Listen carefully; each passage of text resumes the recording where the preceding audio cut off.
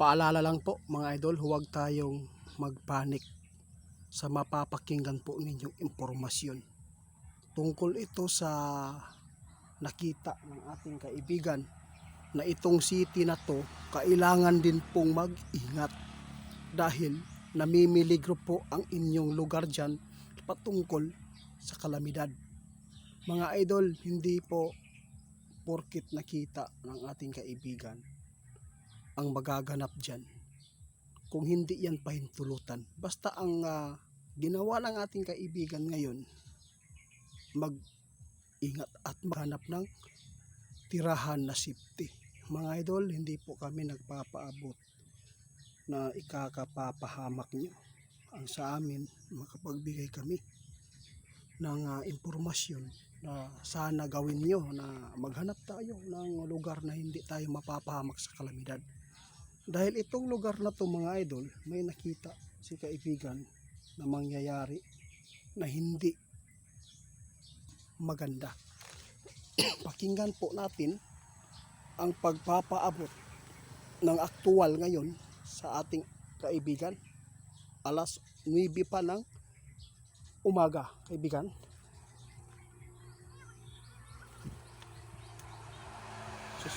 Guys, alam na po ninyo ang sitwasyon po doon sa lugar na nabanggit ngayon ng ating kaibigan, yung bagyo, no?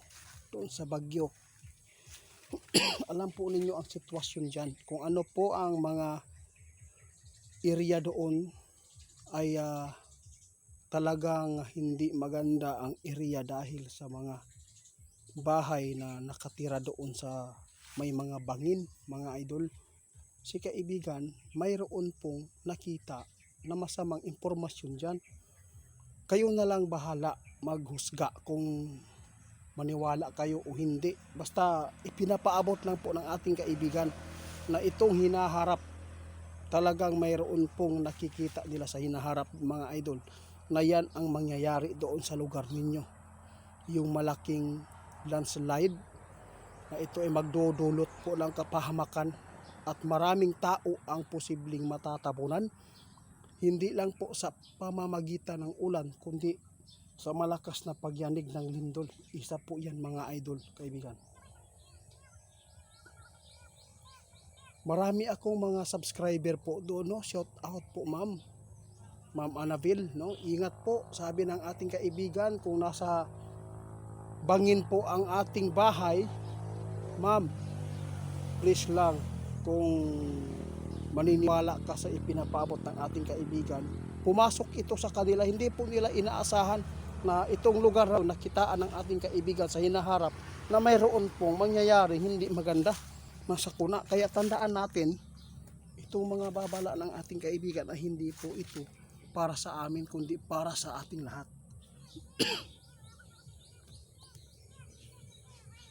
Grabe po ang nakikita ng ating kaibigan mga idol.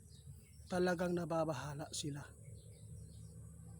Malaking landslide. Grabe, nakita talaga nila mga idol. Kaya sa lahat ng makapag-share nito, libo-libo ang kaluluwa o buhay ng tao pala ang mailigtas ninyo dito kung isi-share ninyo. Talagang pusa talaga na pumasok itong impormasyon sa kanilang kariyan ni kaibigan. Itong Baguio City, talagang mayroon pong makakasagupa dyan na masamang kalamidad mga idol. Trahedya dahil sa mga kalupaan. Kaya nakakabahala itong ipinapaabot ninyo. Oo nga, huwag kayong matakot kahit napakinggan po ninyo. Ang importante dito, may advice na paalala. Lumikas tayo doon sa mga lugar na mga delikado. Doon tayo tumira sa mga safety po. Hindi po tayo pwedeng doon na tayo mag-prepare na mayroon nang nakikita natin na mga casualty. Mga idol, tandaan ninyo lagi ang mga pagmamahal ng ating kaibigan sa tao. Pasensya na kayo mga idol, medyo pangit yung cellphone natin na putol-putol, full storage yata. Nakakabahala ito. Sa lahat ng mga makapanood sa ating video, pakishare po mga idol, baka mayroon kayong mga kamag-anak doon sa lugar na nababanggit ngayon. Dahil si kaibigan nag-alala sa nakikita nila doon sa lugar na yan.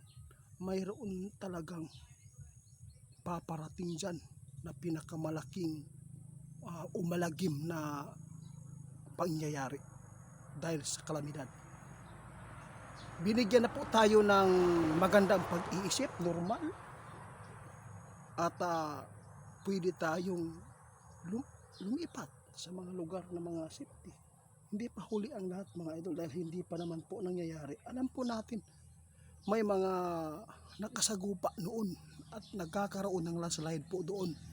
Alam na po niyo, may nakapag-experience na po siguro doon. Ito po ang sabi ng ating kaibigan. Kahit hindi ako taka doon, si kaibigan po nakakita.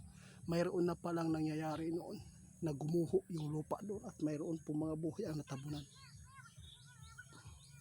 Tama, ayaw. Salamat.